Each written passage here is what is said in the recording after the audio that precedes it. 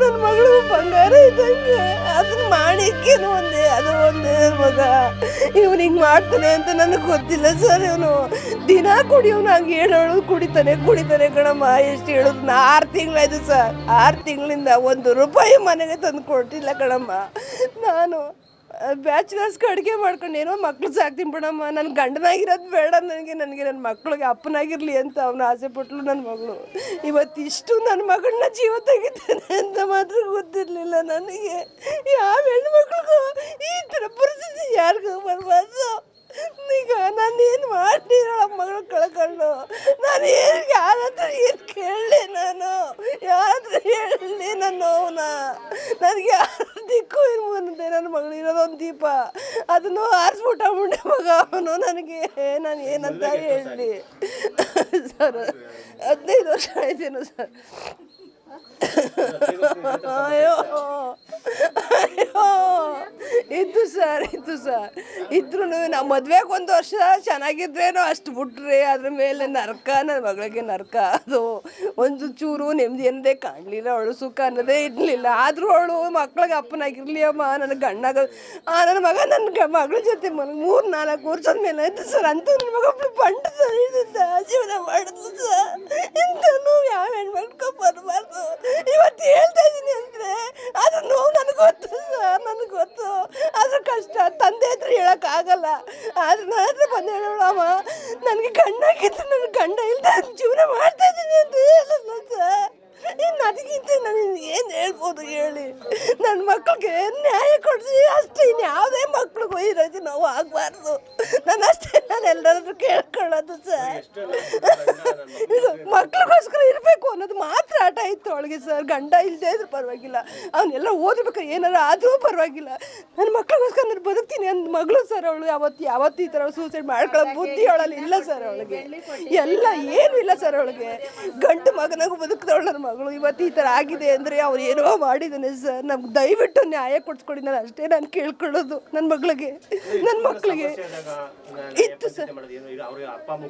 ಅಪ್ಪ ಅಮ್ಮನೂ ಕೂರಿಸಿ ಅಯ್ಯೋ ನಾವು ತಲೆ ಕೊಡೋಕ್ಕಾಗಲ್ಲ. ಅವನು ಒಂದ್ಸತಿ ಎಲ್ಲಿಯೋ ಸರ್ ಹೇಳ್ತಾ ಹೋದ್ರೆ ಒಂದು ಫಿಲಮ್ ಸ್ಟೋರಿ ತೆಗಿಬೋದು ಸರ್. ಅವನ ಮಗಳು ಅಮ್ಮ ಬೇಡ, ನನ್ನ ಮಕ್ಳಿಗೋಸ್ಕರ ನಾನು ಇರ್ತೀನಿ ಕಣವ ಅಂತಲೇ ಹಠ ಮಾಡಿದ್ವಿ. ಇವತ್ತುವರೆಗೂ ಅವಳು ಹಠ ಮಾಡಿದ್ದು ಅದೊಂದೇನೆ ಸರ್. ಇನ್ನೇನು ಹಠ ಮಾಡಲಿಲ್ಲ ಅವಳು. ನನ್ನ ಮಕ್ಳಿಗೋಸ್ಕರ ನಾನು ಬದುಕ್ತೀನಿ ಕಣಮ್ಮ ಅನ್ನೋದೇನು ಅವಳಿಗೆ ಚಾಲೆಂಜರ್ ತಗೊಂಡಿದ್ಲು ಸರ್. ಅವಳು ಒಂದು ಚಿಕ್ಕ ಮಕ್ಕಳು ಹೆಂಗೆ ಜೀವನ ಮಾಡೋದು ಅಂತ ಅಂದ್ಬಿಟ್ಟು, ಅಮ್ಮ ನಾನು ಪರವಾಗಿಲ್ಲ ಎಷ್ಟಾರ ಕಷ್ಟ ಆಗಲಿ ಅಂದರೆ ನಾವು ಅಲ್ಪ ಸ್ವಲ್ಪ ನಾವು ಸಹಾಯ ಮಾಡ್ಕೊಬಂದು ಅವ್ನು ಕಾಣ್ದಂಗೆ ನಾವು ಸಹಾಯ ಮಾಡ್ತೀವಿ ಸರ್. ಈಗ ಹಿಂಗೆ ಮಾಡವನೇ ಅಂದರೆ ನಾನು ಏನಂತ ಹೇಳಿ ಸರ್? ನಾನು ಯಾವ ರೀತಿ ಹೇಳಿ ಇದನ್ನ ಹೇಳಿ ನೀವೇನೆ. ಒಂದೇ ವರ್ಷ ಸರ್ ಚೆನ್ನಾಗಿದ್ದವರು, ಒಂದೇ ವರ್ಷ. 1 ವರ್ಷಕ್ಕೆ ಅವ್ನು ಬಂಡವಾಳ ಎಲ್ಲ ಗೊತ್ತಾಗುತ್ತೆ. ಅದು ಬೆಳಗ್ಗೆ ಸಂಜೆ ಮನೇಲೇ ಕೂತ್ಕೊಂಡು ತಿನ್ನೋನು. ರಾತ್ರಿ ಹೋದ್ರೆ ಎಷ್ಟು ಹೊತ್ಕೊ ಬರೋನು? 12 ಗಂಟೆ 1 ಗಂಟೆ ಮನೆಗೆ ಬಂದರು, ತಿರ್ಗಾ ಮಧ್ಯಾಹ್ನದಲ್ಲಿ ಎದ್ದು ಹೋಗೋದು. ಅವಳು ಹೇಳಿ ಸಾಕಾಗಿ ಬಂದರೆ ಬರಲಿ, ಹೋಗ್ಲೇನೋ ತೀರ್ಮಾನ ತಗೊಂಡಿದ್ಲು. ಅವಳು ಯಾವತ್ತೂ ತಲೆ ಕೆಡ್ಸ್ಕೊಂಡಿರಲಿಲ್ಲ, ಏನೂ ಬೇಡ ಅಂತ ಬಿಟ್ಟಿದ್ಲು ಅವಳು. ನನ್ನ ಮಕ್ಳಿಗೋಸ್ಕರ ಬದುಕ್ತೀನಿ ಕಣಮ್ಮ, ಅವ್ನು ಬಂದರು ಒಂದು ಬರ್ದೇ 2 ಹಿಂಗೆ ಅಂತಿದ್ಲು ಯಾವಾಗಲೂ ಸರ್. ಇವತ್ತು ಈ ಥರ ಆಗೈತೆ ಅಂದರೆ ನಾನು ಯಾವುದನ್ನಂತ ಹೇಳಿ ಯಾವುದನ್ನಂತ ಮಕ್ಳಿಗೋಸ್ಕರನೇ ಬದುಕ್ತಿದ್ದು. ಸಹಾಯ ಅಂತ ಹೇಳಿ ಅಂತೂ ಅಲ್ಲ. ಅವಳು ಬುದ್ಧಿ ತಿಳಿದಾಗಿಂದನೂ ಅವಳು ಇವತ್ತಿಗೂ ನನ್ನ ಮನೆ ಕಷ್ಟ ಐತೆ. ನನ್ನ ಮಗಳು ನನಗೆ ದಯ ಹೇಳಿದಾಳೆ, ಅಮ್ಮ ನೀನು ಹಿಂಗೆ ಆರೋಗ್ಯ ನೋಡ್ಕೊ, ನಾನಿಲ್ವ, ನನ್ನ ಮೊಮ್ಮಕ್ಳಿಲ್ವ ಅಂತ ದಯ ಹೇಳಿದಾಳೆ. ಅಂಥವಳು ಇವತ್ತಿಗೆ ಮಾಡ್ಕೊತಾಳೆ ಅಂದರೆ ಇವತ್ತು ನನ್ನ ಮಗಳು ಕೊಟ್ಟ ನಾನು ಏನು ಮಾಡಲಿ ಸರ್? ನಾನು ಯಾವ ರೀತಿ ಬದುಕಬೇಕು ಸರ್? ನಾನು ನನ್ನ ಮಗಳು ಕಟ್ಕೊಂಡು ನಾನು ಏನು ಮಾಡಬೇಕು ಹೇಳಿ? ಒಂದು ದಿವಸಕ್ಕೂ ನನ್ನ ಮಗಳು ನಾನು ಸಹಾಯ ಮಾತು ಇವತ್ತವರೆಗೂ ಆಡಿಲ್ಲ ಸರ್.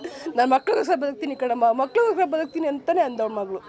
ಇವತ್ತು ಈ ಥರ ಆಗೈತೆ ಅಂದರೆ ನಾನು ಏನಂತ ಹೇಳಲಿ ಸರ್? ಸರ್ ಯಾರ ಮೇಲೆ ಅನುಮಾನ ಅನ್ನೋದಕ್ಕಿಂತ ಹೆಚ್ಚಾಗಿ ಗಂಡನೇ ನನಗೆ ಮೇನಾಗಿ ಅವನೇ ಸರಿ ಇಲ್ಲ. ಅವ್ರ ಅತ್ತೆ ಮಾವನು ಇವತ್ತುವರೆಗೂ ಜವಾಬ್ದಾರಿ ತಗೊಳ್ಳಿಲ್ಲ ಸರ್. ನನ್ನ ಮಗಳ ಬಗ್ಗೆ ಒಂಚೂರು ಯೋಚನೆ ಮಾಡಲಿಲ್ಲ. ಅವ್ರ ಅತ್ತೆ ಮಾವ ಅನ್ಸ್ಕೊಂಡವ್ರು ಯಾವ ಹೆಣ್ಮಕ್ಳಿಗೆ ಇಂಥ ಅತ್ತೆ ಮಾವದ್ರು ಇರಲೂಬಾರ್ದು, ಕೊಡಲೂಬಾರ್ದು ಹೆಣ್ಮಕ್ಳುಗಳನ್ನ. ಅಷ್ಟು ಚಿತ್ರಹಿಂಸೆನೆ ಒಟ್ಟಿನಲ್ಲಿ. ಅವರು ನೋಡೋಕೆ ಮಾತ್ರ ಸಾಧು ಬಸವನಂಗೆ ಅವರು ಭಾರಿ ಟಾರ್ಚರ್ ಐತೆ ಮಾತ್ರ. ಹೌದು ಸರ್, ಹೌದು ಸರ್ ಹಂಗೆ ಮಾಡಿದ್ದೀವಿ ಸರ್. ಅದು ನೀವು ಹೇಳ್ಬೇಕು ಸರ್. ಈಗ ನಾನು ಅದನ್ನೇ ಹೇಳ್ತಾ, ನೀವು ನ್ಯಾಯ ಕೊಡಿಸ್ಕೊಡಿ ಅಂತ ನಾನು ಕೇಳ್ತಾ ಇದ್ದೀನಿ. ಈ ಮಕ್ಳಿಗೆ ತಾಯಿ ಈಗ ಅಮ್ಮಂಗೆ ಕೊಡು ಅಂದ್ರೆ ನಾನು ಎಲ್ಲಿಂದ ತಂದ್ಕೊಳ್ಳಿ ಸರ್? ಈಗ ಅಮ್ಮ ಬೇಕು ಅಂತಾರೆ ಎಲ್ಲಿದೆ ತರಲಿ ಹೇಳಿ ಸರ್, ನಾನು ಹೇಳಿ ಯಾವ ರೀತಿ ಕೊಡ್ಲಿ ಈಗ ಅಮ್ಮನ ನಾನು. ಈಗ ನನ್ನ ಮಗಳಿಗೆ ಹಾಕ್ಬಿಟ್ಟು ಹೋಗೋಳೆ, ಈಗ ನನ್ನ ಮಕ್ಳಿಗೆ ನಾನು ಏನು ಮಾಡಲಿ ನಾನು. ಈಗ ಅವ್ರ ಅಪ್ಪನಿಗೆ ಒಂದು ದಿನ ಫೋನ್ ಮಾಡಿಲ್ಲ ಅವ್ರ ಅಪ್ಪ. ಹುಚ್ಚ ಆಗ್ಬಿಡೋರು ನನ್ನ ಗಂಡ. ಇವತ್ತು ಮಗಳಿಲ್ಲ ಅಂದರೆ ಆ ಮನುಷ್ಯಂಗೆ ನಾನು ಹೆಂಗೆ ಸಮಾಧಾನ ಹೇಳೋದು ನನಗೆ ಅರ್ಥ ಆಯ್ತಾ ಇಲ್ಲ ನನಗೆ.